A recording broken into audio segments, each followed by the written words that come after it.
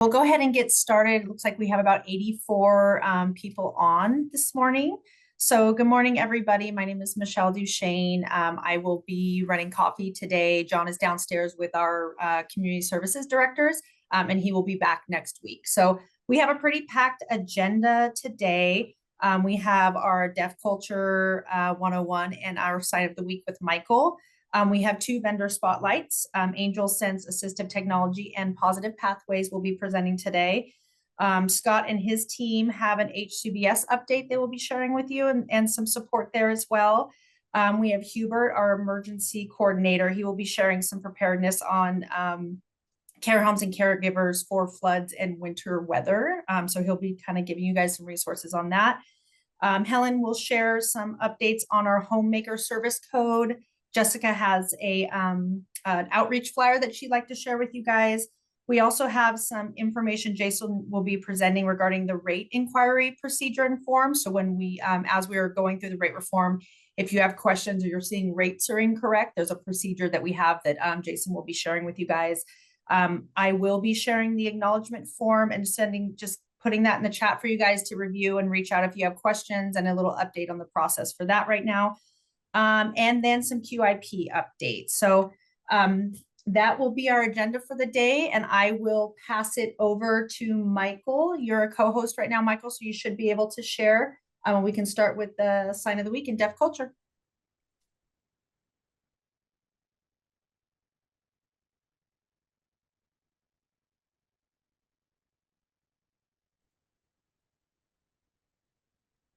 Michael, are you there? Yes, I'm sorry, just one moment. Am I Okay. spotlit? Can everybody see me? Yes. Okay, great. All right. Okay, good morning, everyone. So now we have our sign of the week. I'm really excited because we are in the month of February, which of course means we have Valentine's Day. So I thought I'd go ahead and get an early start on some Valentine's Day signs for you. We have Valentine, rose, and chocolate. Are we ready? So Valentine is the heart shape on your chest, and you draw the shape of a heart using your middle fingers. Use this hand shape where you bring those middle fingers forward. There you go, drawing that heart-shaped sign on your chest, using those middle fingers to outline the heart. Valentine's. Perfect. And our second sign, we have rose. So you use the R hand shape. You start with a V, cross your fingers over to make that R. And then you take those, it's almost like you're smelling a rose. So you bring it from one side of your nose to the other. And chocolate, or you can use your dominant hand for the C hand shape. And then you use your non-dominant hand, make a fist, and you're going to put that C on top of that fist and put it in a circle like that. All right, ready? Again, I want to see all three. We have Valentine, rose, chocolate. All right, good job, everybody.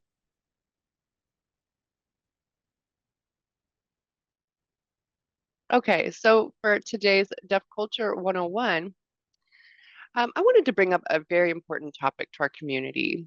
This you might hear come up. It's the word autism. You might not have heard that word, or might be a little vague in terms of what the definition means. Deaf and hard of hearing folks experience this autism regularly. Autism is discrimination against a deaf or hard of hearing person based on the belief that hearing is superior. So typically what happens is a deaf person is viewed, if they can't speak and hear, then we're seeing that their hearing level is more superior than their deaf identity or language preference. So I wanted to share a short YouTube summary that can give a fairly clear description about what autism is, that can provide more information and examples based on everyday real life experiences throughout the deaf and hard of hearing community.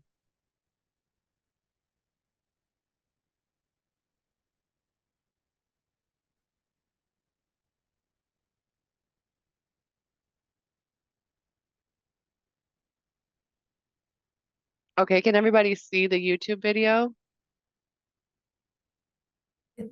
Yes, it's starting.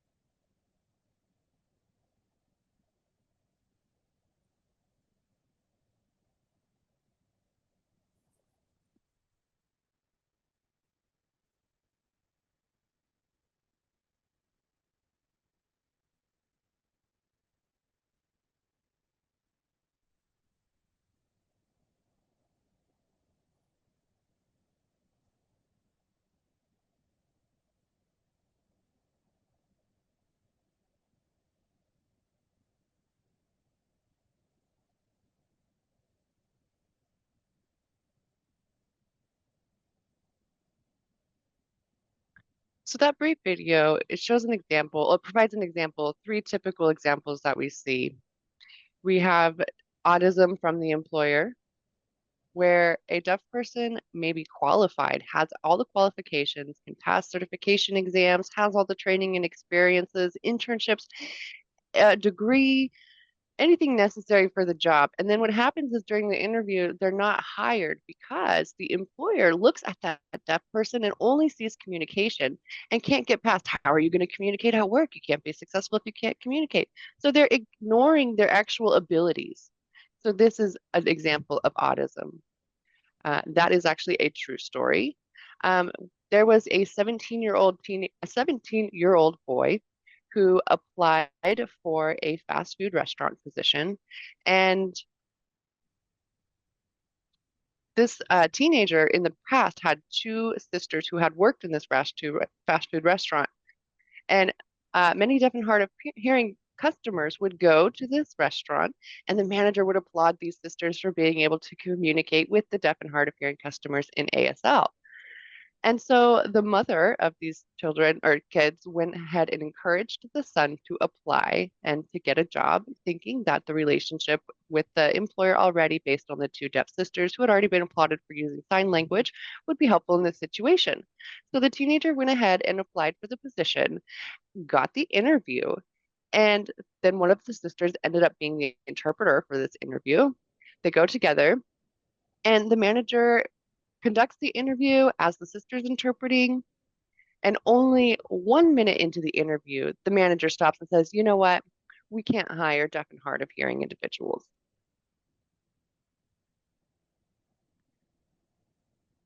So, and then the manager is like, well, how are you going to communicate with all your other coworkers and customers? And then, of course, the sister was upset and called out the manager. You've hired a blind person before to work in fast food. Why is being deaf any different? So, of course, that led to an argument, and the manager refused to hire the 17-year-old boy. So, that's one example of autism that managers typically will ignore the abilities of whoever the qualified candidate is and prefers to just dwell on the communication aspect. Another example would be in school. An example of autism in school typically happens when a teacher will not provide an interpreter or says, oh, captions are fine, and or worse yet, forces the student to lip read without an interpreter or captions. Here's a few examples from real life is a mother had a son, and the son had Down syndrome and was also deaf. The mother preferred to use sign language to communicate with her son and told the school that they wanted to have sign language in order to continue accessible communication. So the school hired a deaf paraeducator in order to provide support for this student. The student began to learn sign language and began to connect with the classroom and develop communication skills. And so as they developed the communication skills, the school had told the mother that, the mother had told the school that the students' hearing aids are not working and that the sign language has improved communication. And one day during class, the teacher had approached the student and forced the student to wear their hearing aids. It didn't even matter that the mother had explained that the hearing aids were ineffective. And what happened was the student decided just a few minutes later, no, taking the hearing aids off. And when the teacher noticed that, she forcibly put them back on the student and then spoke directly into the student's ear, not even making eye contact. And the deaf paraeducator had confronted the teacher to explain that is not appropriate. And the teacher's like, I don't care because this student has to learn how to communicate in the real world. So that is an example of how teachers oppress, by way of autism, the deaf and hard of hearing students' needs and focus on the communication barrier. Another example would be at like any kind of employment meeting, rather in work, whether it be in person or on Zoom. Maybe the employer or the company will not provide an interpreter. Typically happens for the deaf folks who attend these meetings, regardless of their request. And the employers are like, oh, well, you have a transcript and you have captions that you can access. That's enough for communication. You should be able to understand that just fine. And well, looking at the captions, thinking that that's enough is false. You can see what they look like. And so the deaf person had requested an interpreter for a very important meeting. And the company, again, had said, oh, you don't need an interpreter because you can look at the captions and it should be fine. And so the deaf person tried to explain the captions are not accurate and it's not, especially not even close to 100%. And it's really hard to continue reading them throughout the whole meeting. Whereas sign language communication can really clear things up and make sure that the information is understandable, but the company refused. So that is an example of autism in the workplace where we are ignoring the communication needs and dismissing this deaf person based on that, thinking that, oh, it's not important for them to have access to interpreting services. This autism occurs in our every single day life. It is a consistent struggle and challenge that we are facing. So how can we reduce autism? How can we bring this to a halt? There are deaf and hard of hearing organizations that are advocacy groups that people can join and support. You can learn more about deaf culture. For example, the regional centers are hiring deaf and hard of hearing individuals or deaf and hard of hearing specialists, which means that we can provide advocacy and support for deaf and hard of hearing service providers and for those receiving services. You can join workshops. There's a deaf sensitivity training. DDSS provides this training as it specifically relates to deaf and hard of hearing folks with developmental disabilities.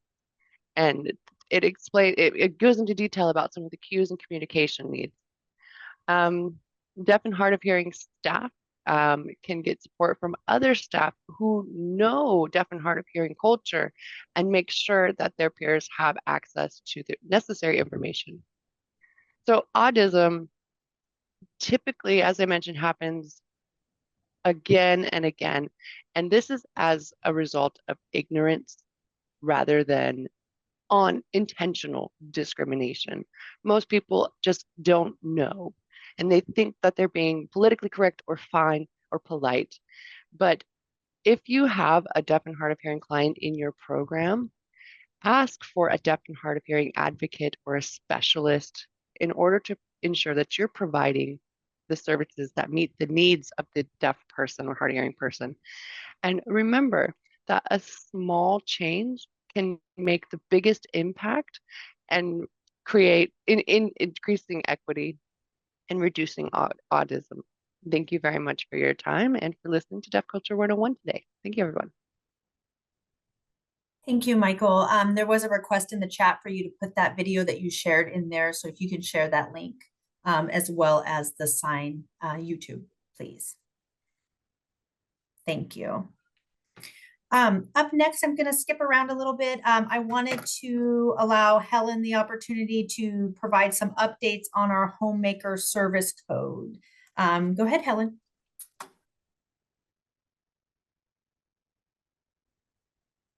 All right. Thank you, Michelle. So let me just, am I able to share my screen? I am, huh? Yes, yeah. Right.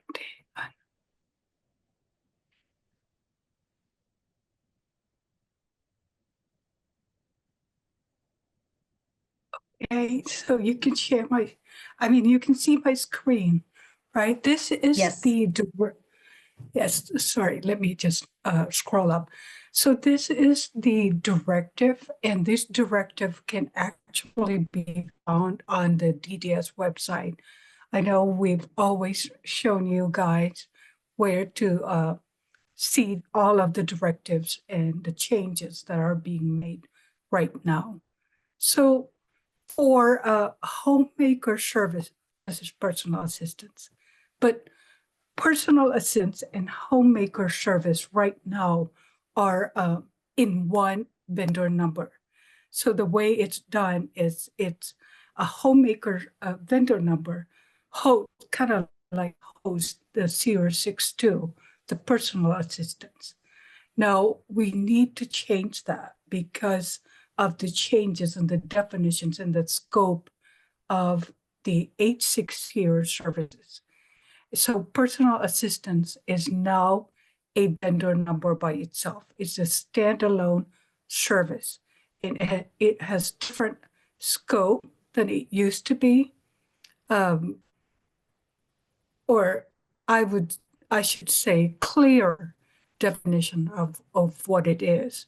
It offers a range of assistance to enable individuals to assist with / complete activities of daily living, instrumental activities of daily living. And this service may include direct assistance, like the personal assistant actually performing the task for the client or supporting individual to perform a task. And it may be provided on an episodic or continuing basis when generic resources not available. And it may be used in family home. So it can be used in the community and in the family home.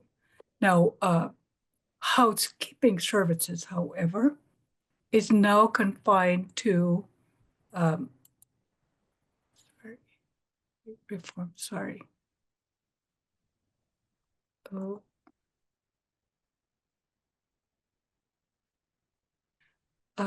Hang on a second real quick. Let me stop sharing so I can bring up the housekeeping.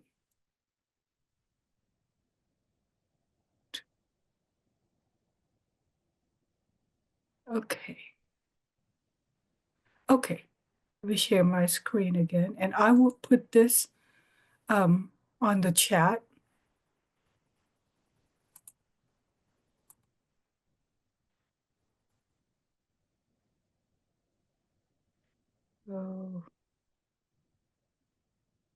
Oh, hang on a second.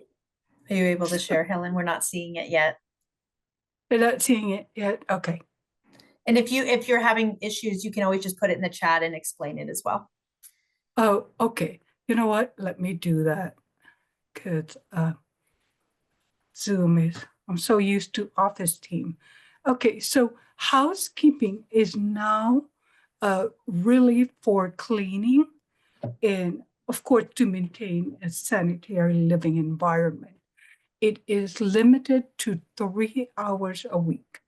And so you cannot have purchases that are like 160 hours. It's only 3 hours a week. So we would expect a purchase of a maximum of like 12 hours, maybe 12 to 15 hours a month. And so at this time, we will continue to have the CR62 personal assistants under homemaker, but eventually we'll separate the two and they will have vendor numbers, both of them. And yeah, and we're working on it right now. I would say Ethan probably has already sent the email to the providers about the change. So this is a heads up for case management and also for the service providers. Okay. That's all for me. All right, I think perfect. Thank you next- so much, Helen, for sharing that. I wanted to pass it over to Jessica. Jessica, do you have a flyer to share for outreach for OTPT? I made you a co-host. You should be able to share. Yes, I do have a flyer. I can put that in the chat as well. Let me just show you.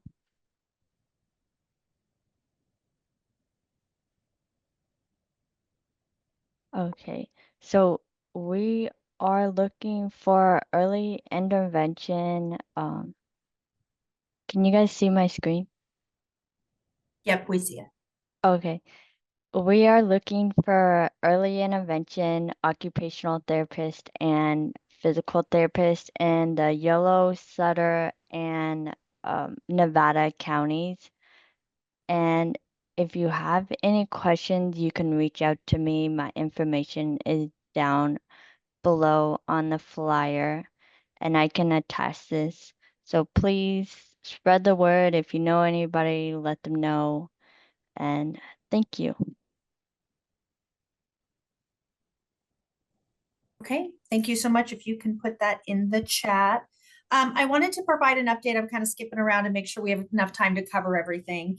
I will pass it over to Jason in a minute here, but I wanted to just let everyone know. So we met with accounting this morning, and we have received an updated list of the quality incentives, so the QIP, so providers that have been added to the QIP list of reaching that. So at this time, those obviously we were not able to get those in with the January billing.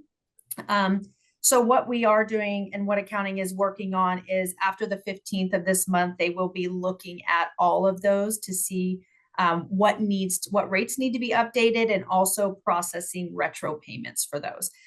They haven't been able to give us an exact date on when those retro payments and rates will be updated. However, after the 15th, they will be looking at those, and you guys will be seeing that. For those providers that met the QIP, but that information was not given to us prior to the January billing. And then Jason, I wanted to kind of pass it over to you, just to tell us what providers do if they're seeing a concern or if they have questions they don't think are appropriate for the rate that is actually right now in their invoicing. Absolutely. So I'm going to go ahead and share my screen.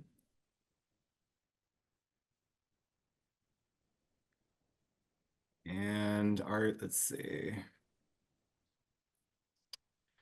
Are you guys seeing rate and service alignment review request form? Yep, we're seeing it. Okay. All right. So the acknowledgement forms are going to be going out, and you guys are going to be seeing the post-transitional rates on those. If you're not seeing an increase with that, there's this form here that we're asking you to fill out. And I'm just going to kind of go over it real quick here. So what this says is rate service and alignment review request form. Providers who believe there is an error in the rate calculation and/or service alignment may complete the form below and submit the rate review request to the regional center no later than 60 days after receiving their rates. The regional center will review the request. If the request is not resolved at the regional center, requests for additional review can be sent to Department of Developmental Services. Note, this rate review request form is not an appeal process. So on this form, you'll be putting your vendor name, your vendor number, your email contact, service code, subcode, regional center request date, and then below that is going to be a description for the reason for review. Please provide as much detail as possible, including if there's an issue with the calculation in your rate adjustment, and if so, what is that? If you disagree with the target rate model utilized, why do you disagree, and what is your suggested target rate model? If you disagree with variables, for example, staffing ratios, program hours, etc., used to determine in the rate adjustment, and if so, what variables and what alternative values? And if there is another reason that is not listed here. And so this space down here is for you to fill that out. And then Michelle, are we going to be having them reaching out to their assigned specialist to obtain this form, or how are we going to be distributing this document? Yeah, so Jason, if you're able to put it in the chat to share with providers, but also you can reach out to your specialist for this form. And I just put the email contact in the chat. So if you guys have any concerns, please reach out to us. We'll provide this form to you. And then we will also send it to our inbox, which is ratereform@altaregional.org. Our team will be tracking those, accounting will be reviewing those every couple of weeks to be able to look further into it and make changes as necessary. So that is our process at this point, if you guys have any concerns. Go ahead, Eric, you had a question. One question, and I did get distracted with urgent call, so I might have missed it. Did you mention that the group lists on the provider directory site have changed? So the regional received an updated list. The hope is that it has also been updated online, but we have not been able to confirm that. So we did have an updated list, I believe, at the beginning of the week that we received. So on the DDS provider directory, I put a link to the form I think you're using in the chat, just because I had it up. Okay. But I today went to the provider directory and to look at the groups, and I found that those lists have changed online. And they UCP, and I'm sure I'm not the only one, so I want to make sure folks are aware. We were previously group 3, which was basically we submitted data and that we should be fully eligible. They just haven't gotten to us yet. And now we're in group 2. So they switched our group without notifying us, without sending an invite to the provider directory. And we have reason to believe that could change, for example, our QIP determination.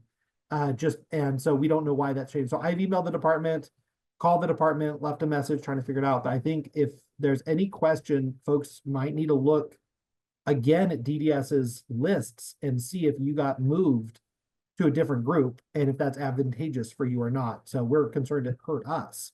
And so we're trying to rectify that. I'm going to send the rate reform email would be the right email to send that to you guys, because I think I want at this point my regional center to be aware of what I'm concerned about. Could I send that to the rate reform? Yes. Okay. So, all right. I just want to make sure folks were aware to maybe recheck those lists on the website, because I found an issue. Yeah, and last I looked, Eric, I believe they're updating those every Thursday is what I saw. Can you confirm that? Have you seen that? I wasn't sure how frequently they were updating it. I can tell you when I checked as late as the 21st of January, the forms that I kept seeing had not changed. So it still had UCP in group 3. And I hadn't looked until today, and now we're in group 2. So that's the concern, because that potentially changes our QIP eligibility. So yeah, I don't know how frequently they're updating it, but apparently they're moving folks around. Okay. So and our specialists have access to the updated list, so we can always provide that information if you have questions as well. But yeah, so that is our process at this point, and hopefully both of those have been updated to match. Thank you, Eric. All right, I am going to pass it over to Hubert to share his emergency preparedness breakdown. Michelle, there's a number of questions related to the rates in the chat. Maybe you could address those before we move on, please. Yeah, of course. Thank you. So the first one I have is, let me see here.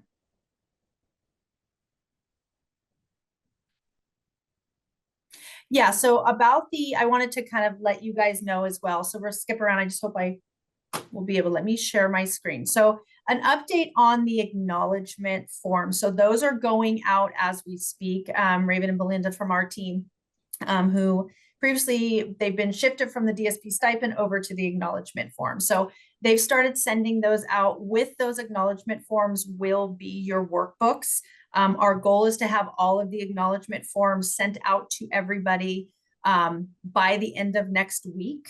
There are about 1,300, a little over 1,300 acknowledgement forms that we will be sending out, and you guys will be receiving your workbooks. For Lindsay, were you asking about just the workbooks you wanted to look at, or anything about exemptions? Was that a question you had? I have that exemption, but Andrea also put that in the chat as to do we use that same rate reform form or like rate review request form when we're requesting exemptions, or is there a different form for exemptions? There's a different form. We haven't received the formal form. However, our CFO and John have asked that we started, anyone that is seeking an exemption, that we start gathering that information. So your specialist, if you communicated you are looking at seeking an exemption, we had a small list that I connected with my specialist last week. Hopefully they will be reaching out to you. If you do not hear from them, you should have heard from them at least by now. Please reach out to them and let them know that's what you're seeking. Then there is an actual form that we were gathering that information so we can get that over to DDS within the next week or so. We don't have any, we know that it's by the 31st of March, but we're trying to be proactive in getting that processed over. I'm sorry, it's Andrea. I'm hidden behind a different name today. So I did get the exemption form. I was wondering if I would also do the rate review form if I because I'm doing an exemption because I don't see where we fit in the rate study. Would it be beneficial to do the rate review form that you just put in there as well to kind of explain? No, so we have the separate form, and I believe your specialist should have reached out to you. So the one that Jason just shared is if you're looking at rates on your rate table, and you're seeing that they're incorrect. Or also once you receive your acknowledgement form, you're more than welcome to provide some feedback that way, have that form, and we'll share it, and we'll look at that and make sure that it is correct, or get back to you on why those calculations were done. But yeah, so they are two different forms.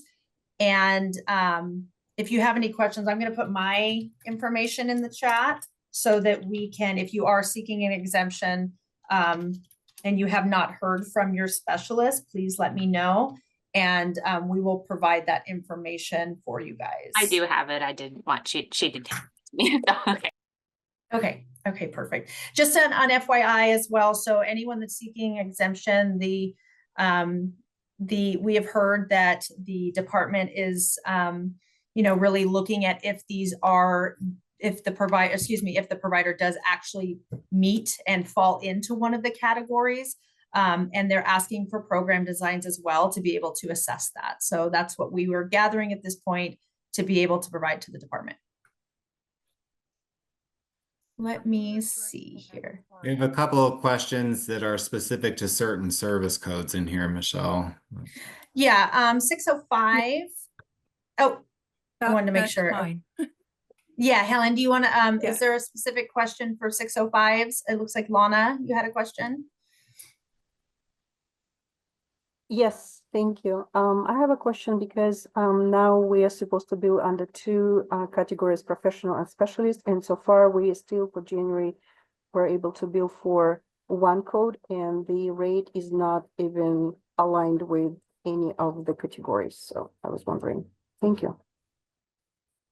Yes, so Lana, when you should be receiving the rate agreement form that is being sent out. So you will have two billing codes now. You will have the professional and the specialist, and your rate table will be updated as soon as you sign the rate agreement form.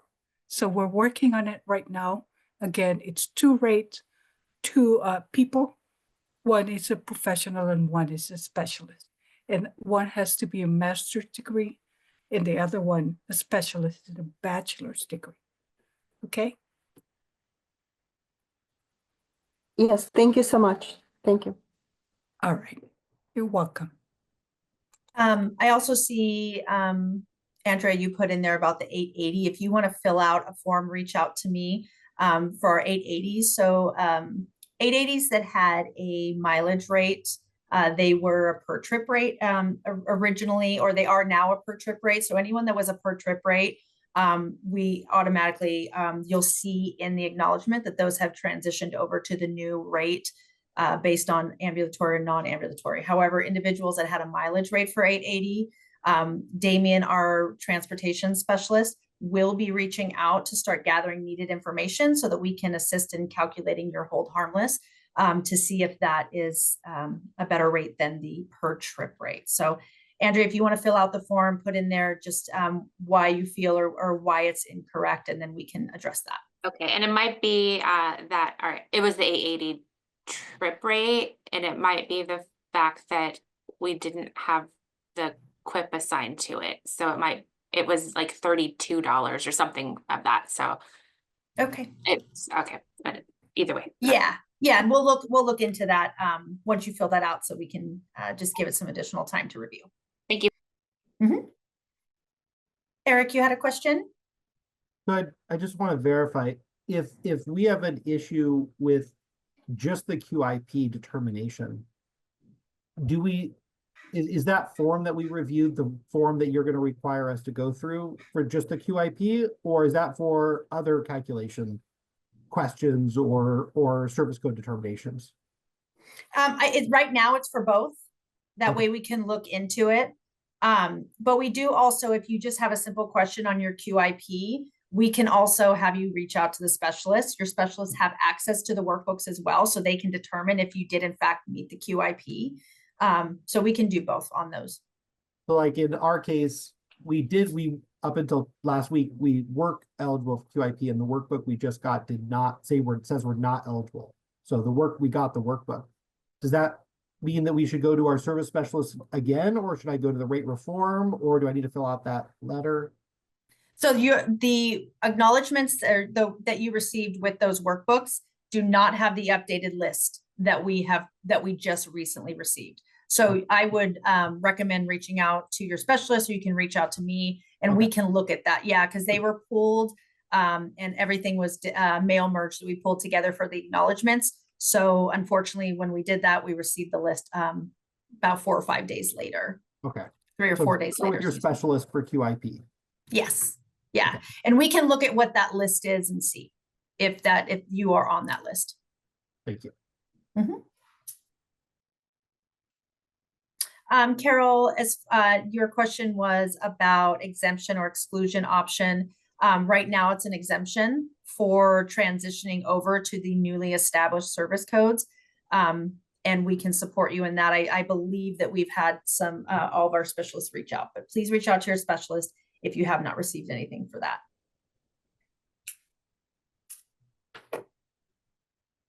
Okay. So again, just a reminder, you guys will be receiving the acknowledgement form. I was going to share really quick while we're on the topic, the acknowledgement form and just what it's going to look like for you guys. Okay, so this will be coming to you in Sign Now, and this just has I'm going to put this in the chat for you guys to review as well.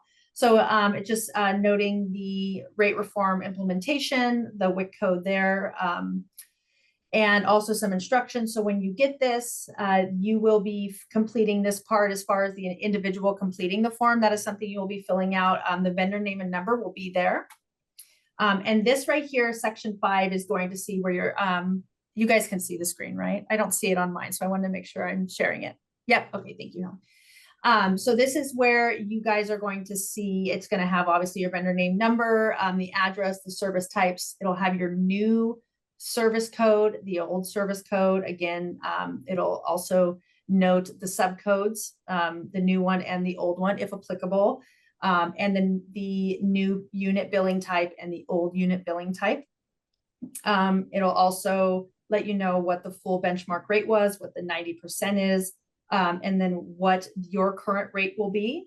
And it'll also tell you right here if you have met the QIP, and then if that rate is hold harmless as well. Down here, it'll go over, if this is just for residential providers, it's going to let you know what your current level was and also what you transitioned to.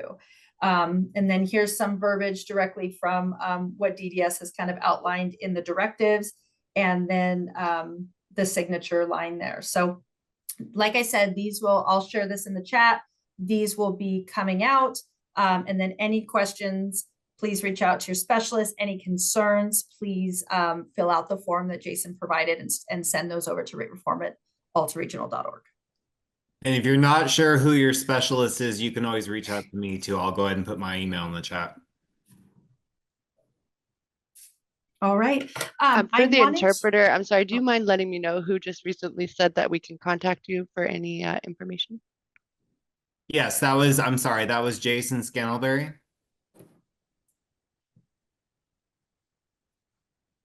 All right, thank you. I wanted to give, I know we have HCBS and we still have Hubert, so I wanted to give Amanda about 5 minutes time to be able to share and do the vendor spotlight for Positive Pathways. Amanda, are you ready?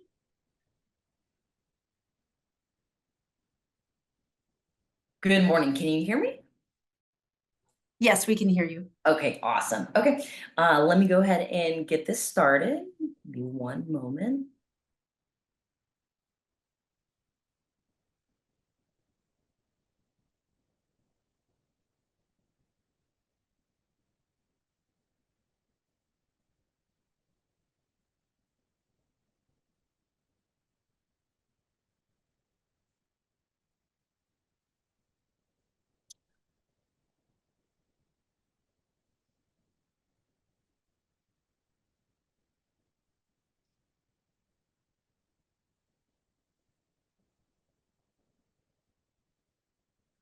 Okay, let me see here. Oh, there we go. Okay. Okay, can you guys see my screen? Yes, you're good. Okay, perfect. All right. Well, good morning, you guys, and I hope you guys are having a great Friday. My name is Amanda Dena. I am the program director of Positive Pathways, Supported Living Services. Today, we're going to go over a couple of main topics. I do understand that the time allotted, I wanted to put the most important topics on here to review. And at the end of this presentation, I do have my contact information. So if you guys have any questions whatsoever, just please contact me and I'll be happy to help you out with that and clarify. Today, we're going to be going over Positive Pathways mission statement, the history of Positive Pathways, the founding principles, the service and support components, the geographical area served, the description of consumers served, the staffing ratio of for our consumers, hours of operation, and of course, as I said, the contact information. So our mission statement for Positive Pathways, we are a supported living services agency dedicated to paving a path to a positive life. Our mission is to provide a positive impact on the lives of our consumers with complex needs and empowering them to reach their full potential. Positive Pathways strives to create an environment of safety, inclusion, and support for consumers with complex behaviors and disabilities. Our primary commitment is to deliver outstanding support, specifically tailored to honor the unique needs and aspirations of every person we serve. We aim to cultivate a culture and community that encourages a feeling of belonging, in which every consumer feels seen, understood, and valued.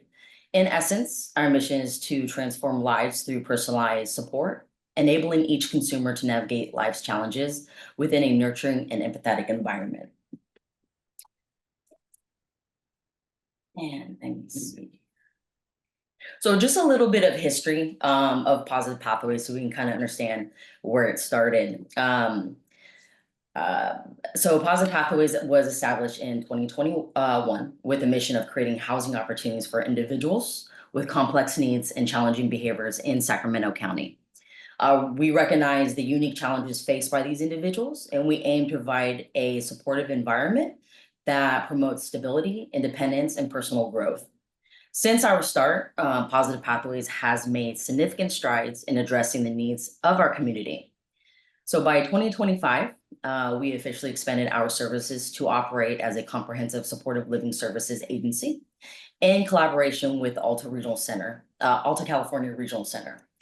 This partnership has enabled us to enhance our services, providing tailored support that empowers individuals to strive and achieve their personal goals. Through our commitment in innovations and excellence, Positive Pathways continues to evolve, ensuring that we meet the diverse needs of those we serve and contribute positively to the community. So our founding principles. Positive Pathways is dedicated to delivering high-quality, proactive care to consumers under our care. Our agency is focused on addressing the unique needs of our consumers and facilitating their pursuit of independence and unrestricted lives. To the realization of this goal, Positive Pathways has implemented 5 supported living principles that act as our comprehensive framework, guiding our mission, policies, and practices. Through the adoption of these principles, we strive to provide tailored services that empower our consumers to lead fulfilling lives with autonomy and freedom. This commitment underscores our agency's unwavering dedication to deliver exceptional care and promoting the well-being of those we serve. These 5 supporting living principles are as followed: a home of one's own, a choice in self-direction, relationships, community membership, flexible tailored services, and support.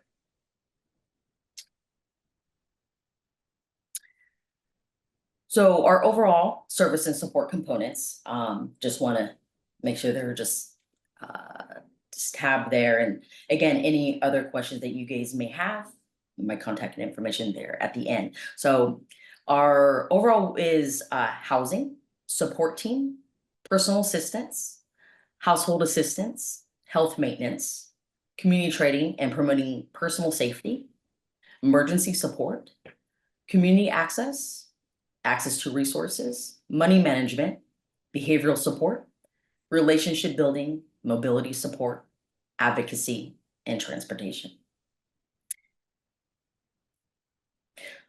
So our description of the geographical area that we do serve are in Sacramento County, Yolo County, Placer County, and El Dorado County.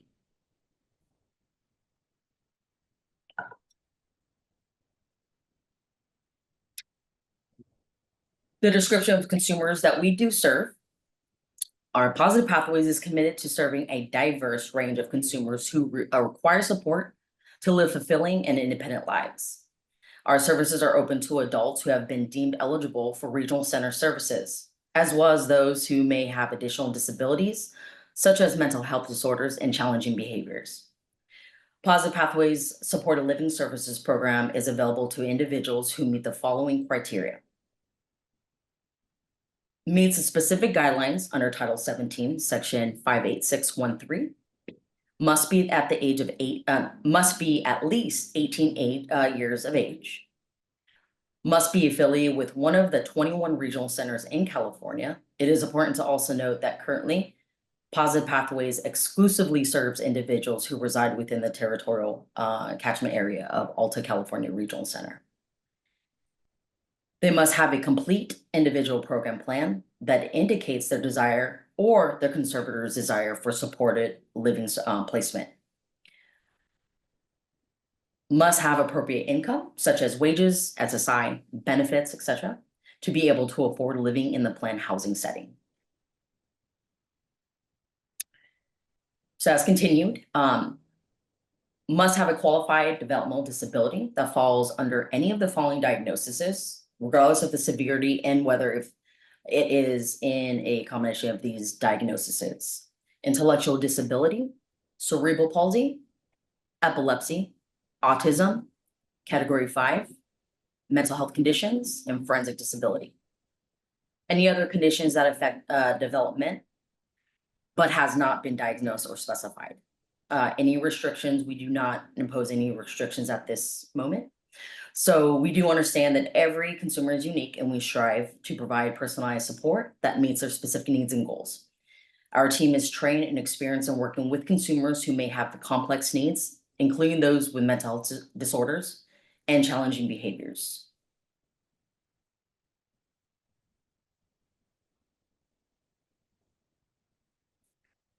Our staffing ratio for consumer needs can vary depending on the specific requirements and circumstances. The ideal staffing ratio is typically determined based on the factors such as the level of care needed and the complexity of the tasks and the individual needs of the consumers. Staffing ratio can vary from a 1 staff to a 1 consumer ratio to a 1 staff to 3 consumer ratio.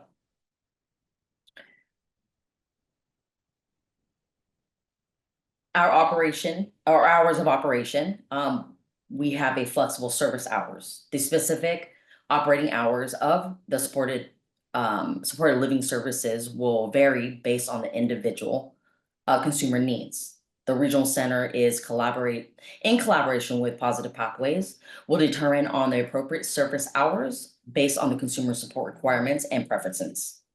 This flexibility ensures that the services are tailored to meet the unique needs of each consumer. We do offer 24/7 emergency assistance. While the regular service hours may vary, Positive Pathways ensures that 24-hour around-the-clock emergency assistance is available to all our consumers. This means that regardless of the time or day, there will always be support and assistance available in case of an emergency or urgent situations. This commitment to round-the-clock emergency assistance provides peace of mind and ensures that the consumer can access help when needed. So that will conclude my presentation for today, but I did, given the allotted minutes that were given, I did provide my contact information. So if you guys have any questions whatsoever, please contact me at any time. I'll clarify. Thank you, guys. Perfect. Thank you so much, Amanda. If you want to put your contact information in the chat for anyone that wants to reach out. Yeah, absolutely. Will do. Thank you. Thank you. And then I'm going to ask if Hubert can present. I know you had a great PowerPoint. If you can present about 5 minutes of that to update everybody, I'll put over to you. And then HCBS updates we will present next Friday. Sure. I'll try to go as fast as I can just for the sake of time. And kind of just share my screen. I'll skim through what I have. Can everyone see what I am seeing? Yeah, you can certainly put your PowerPoint in the chat too. And hi, everyone. Cool. There you guys go. All right. So my name is Hubert Enriquez, Emergency Coordinator for Alta Regional Center. And this PowerPoint is kind of just discussing how care homes and caregivers can prepare for heavy flooding in winter weather. I know we have had a series of storms this past week, so I feel like it's kind of on topic.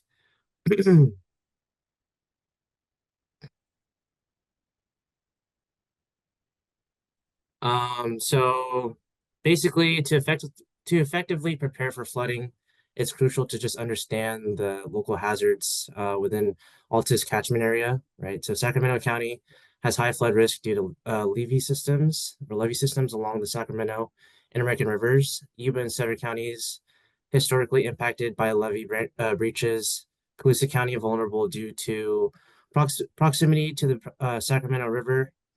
Placer and El Dorado counties have potential flooding in valley region and creeks. And then, of course, we have our Sierra and Alpine counties that have heavy snowfall that can isolate communities, limiting access to medical services. Our foothill areas, Placer, El Dorado, Devon counties have ice, snow, and road closures that can disrupt transportation and power supplies. So why does this matter? Obviously, flooding can lead to evacuations, power outages, and unsafe conditions. So it's important that caregivers can plan ahead, especially for individuals with most.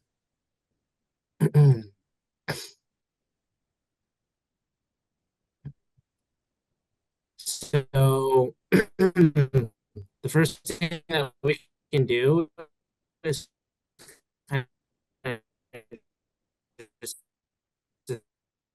Hey, Hubert, your connection, you're cutting out quite a bit.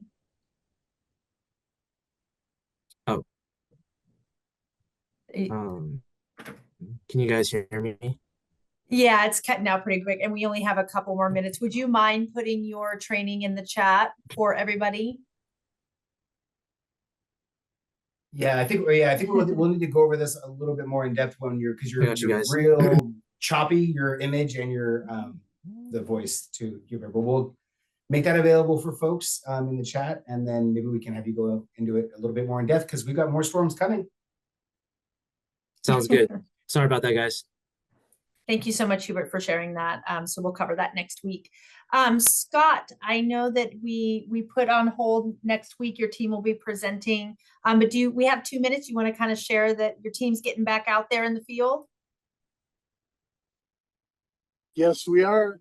So our HCBS specialists have started the 2025 reviews, and we were prepared to give you some helpful information, a little bit more information about the history of HCBS.